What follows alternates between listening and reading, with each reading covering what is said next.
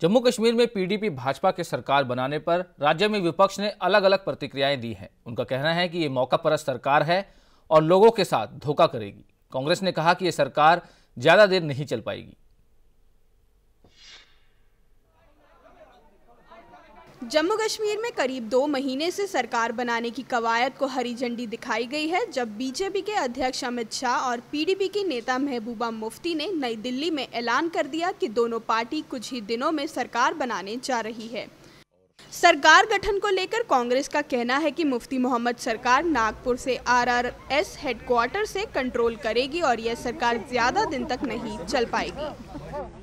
इनके जो इख्तलाफात है आपस में वो काफ़ी हद तक है। मुफ्ती साहब को और कहीं डायरेक्शन आ रही है, बीजेपी को और कहीं से डायरेक्शन आ रही है, और लिहाजा जो इस तरीके से जिस तरीके से इन्होंने जो आपस में एक अलायंस किया, लिहाजा वो अलायंस मुझे नहीं लग रहा है ये कामयाब अलायंस रहेगी और लोगों को भी ये अलायंस एक्सेप्ट नहीं होगी।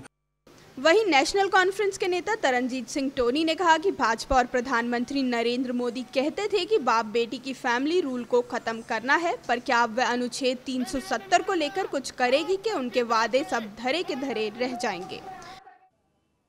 कहाँ ये मुद्दे हैं और कहाँ आज इन्होंने कहा कि बाप बेटी की सरकार जहाँ चलती है वहाँ उन लोगों से जिनकी एक ही परिवार की पार्टी चल रही है।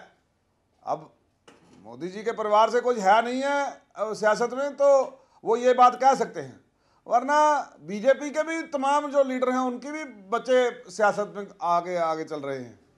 वहीं सीपीएम के विधायक मोहम्मद यूसुफ तरीगामी ने कहा कि दोनों पार्टी ने ड्रामा रचाया है। उन्होंने बीजेपी को आड़े हाथों लेते हुए कहा कि भाजपा ने कहा था कि वह 370 को खत्म करेगी और वेस्ट पाकिस्तान रिफ्यूजियों के मुद्दे को भी हल करेगी, लेकिन क्या ऐसा हो पाएगा?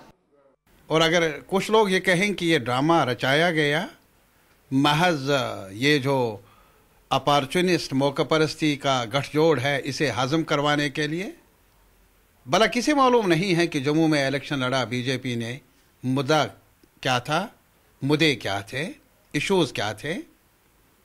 यही कहा गया, 370 के बारे में बातें हुई, रिफ्यूजियों के बारे में चर्चा हुई।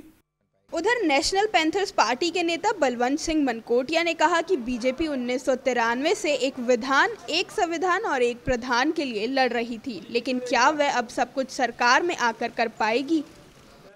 यहाँ पे जो विज़न डॉक्यूमेंट यहाँ पे इन्होंने जारी किया, जिसमें 370 या बहुत से ऐसे इश्यूज़ हैं जिनको लेकर पिछले 67 ईयर्स से जम्मू के लोग इस उम्मीद के साथ हैं कि कभी भारतीय जनता पार्टी की सरकार जम्मू कश्मीर के अंदर बनेगी तो ये सारे मुद्दे हल होंगे। लेकिन अगर कॉमन मिनिमम प्रोग्राम में इन मुद्दों को इंक्लूड नहीं किया गया तो मुझे लगता है कि ये आने वाले समय में जम्मू के लोगों के साथ एक धोखा होगा। राज्य में सरकार बनाने की कवायद अब तेज हो गई है, पर अब देखना यह है कि पीडीपी और भाजपा क्या सरकार गठन के बाद अपने वादों को पूरा कर पाएगी। जम्मू से आशीष कोहली के साथ Deepika Gulati, day and night news, Chandigarh.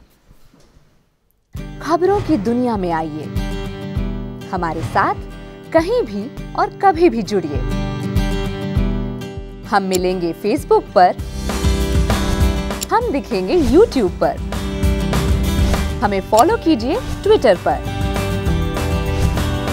खबरों के साथ बने रहिए रात दिन।